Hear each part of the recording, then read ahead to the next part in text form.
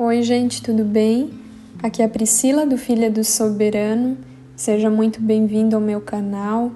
Nós estamos estudando juntos o Evangelho de João e hoje nós vamos estudar o capítulo 11, um capítulo muito lindo e muito forte que fala sobre a morte de Lázaro, sobre Jesus fazendo o grande milagre de ressuscitar Lázaro dos mortos. E eu peço que você faça primeiro a leitura bíblica desse capítulo e depois você volta aqui para ouvir esse áudio. Você pode ouvir pausadamente, pode fazer suas anotações, como você preferir. Vamos então começando pelo verso 1. A doença nos coloca em contato com nossa finitude e fragilidade, mas na perspectiva de Jesus, porém, a doença pode ter um aspecto mais alto, servindo para a glória de Deus. Verso 4. A enfermidade entre o povo de Deus nunca resultará na morte como estado final. A morte, por fim, será destruída pela ressurreição para a vida. A verdade é que aqueles que creem em Cristo nunca morrerão. Verso 6. É comum termos a impressão que Deus demora muito para atender aos nossos pedidos. Jesus não se deixou levar pelo clima de urgência e pela ansiedade que essas situações trazem. Ele sabia que a demora importava para que se cumprisse as intenções de Deus. Então aqui no verso 6, a gente vê que quando Jesus ouviu falar que Lázaro estava doente, ele ficou mais 2 dias onde ele estava. Então muitas vezes parece que Deus está demorando, parece que não existe o controle da situação, mas Jesus ele permanecia no controle, mesmo quando parecia o contrário disso, mesmo quando parecia que não havia mais esperança, porque afinal, depois de morto, o que mais poderia se fazer, não é mesmo?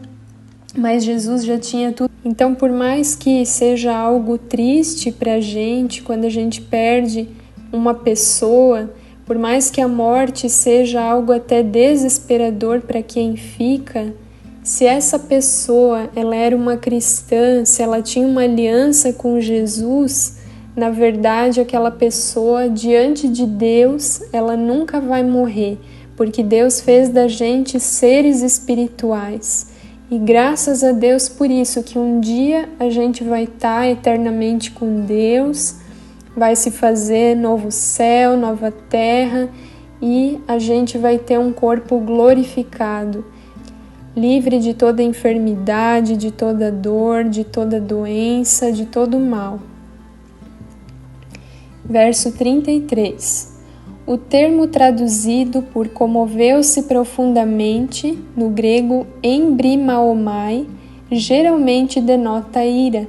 Isso significa que Jesus foi tomado de imensa tristeza e ira por causa de todo o sofrimento causado pela morte, por Satanás e pelo pecado. Sua alma se encheu não de fria despreocupação, mas de ira contra o mal na luta em prol da salvação do homem. Ou seja, Jesus ele não ficou indiferente diante da morte de Lázaro, mesmo sabendo que ele ia ressuscitar Lázaro, que isso seria um motivo de grande alegria, para Lázaro, que teria a vida dele de volta, para as irmãs dele, para todos os que amavam essa família.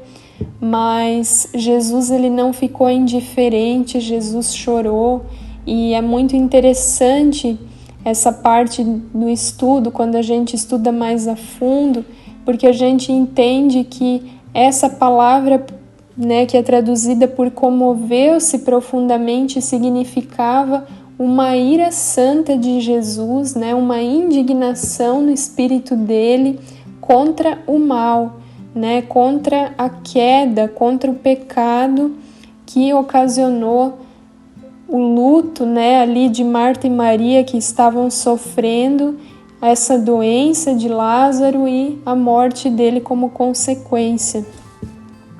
Jesus ele jamais fica indiferente ao nosso sofrimento. Ele não só contempla tudo que a gente passa, mas ele também se comove, ele se importa com tudo que a gente passa aqui na Terra.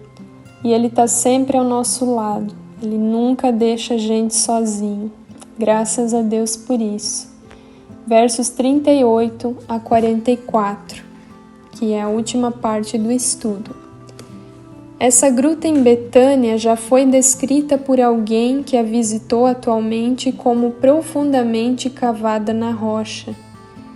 Quando Jesus diz tirai a pedra, só Cristo podia ressuscitar mortos, mas outros podiam participar de acordo com a sua capacidade. Marta, perturbada diante de uma ordem tal, vinda de Jesus, tentou interpor objeção. Ela achava que o corpo certamente já tinha começado a se decompor. 4 dias já tinham passado desde a morte. Sem dizer o que se propunha a fazer, Jesus incentivou a fé de Marta, fazendo-a lembrar-se de suas palavras anteriores, aparentemente voltando ao assunto do verso 23. Mas dessa vez ele declarou o iminente acontecimento em termos de glória de Deus. A glória aqui era o poder de Deus em operação, declarando a sua soberania. Não poderia haver agora um retorno, a pedra já fora removida. Só uma coisa restava a ser feita. Por amor da multidão, era preciso esclarecer que aquilo que ia ser feito através da comunhão de vida e poder desfrutada pelo Filho com o Pai, para que eles crescem. Então aqui a gente vê que a enfermidade e a morte de Lázaro foram a permissão de Deus para que o Filho de Deus, Jesus, fosse glorificado por meio desse acontecimento. Com certeza haviam ali muitas testemunhas oculares, muitos judeus contemplando aquele momento do milagre, aquele momento que Jesus chegou para visitar Marta e Maria. E é muito interessante essa parte final do estudo, onde Jesus disse tirai a pedra, porque tem coisas na nossa vida que só estão ao alcance de Deus fazer e resolver pela gente, mas muitas vezes a gente também precisa colocar a nossa mão e agir. Muitos milagres na nossa vida, eles têm a nossa participação. A nossa parte sempre vai ser orar, sempre vai ser correr atrás dentro daquilo que está ao nosso alcance, dentro das nossas possibilidades, e Deus vai fazer a parte dele. O que não se pode fazer é ficar de braços cruzados ou ficar com incredulidade diante daquilo que está morto na nossa vida ou na vida daqueles que nos cercam. A gente precisa remover a pedra, a gente precisa fazer a nossa parte, colocar a nossa fé em ação e crer que Deus vai fazer a dele também.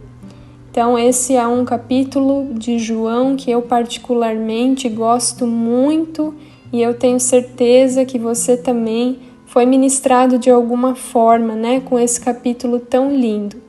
Então esse foi o estudo de hoje. Amanhã nós vamos para o estudo do capítulo 12. Que Deus te abençoe, tenha um dia abençoado e até o próximo. Fique na paz.